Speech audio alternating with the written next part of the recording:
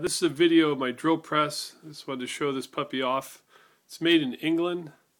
It's a 20-inch.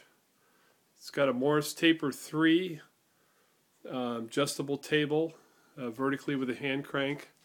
As you can see, the pulley covers, it's got like a hinged top that works really well front and back to get belt access. It's multi-speed. You can see, if I get out of the shadow, the slow speed on this unit is 51 and the high speed is 2650. It's got a shift lever for high and low speed, little fluid viewing for the head itself. I added this light since the light in the unit doesn't work.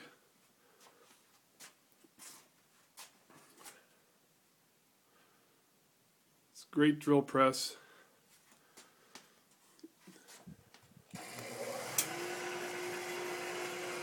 And the slow speed is amazing, 51 RPM.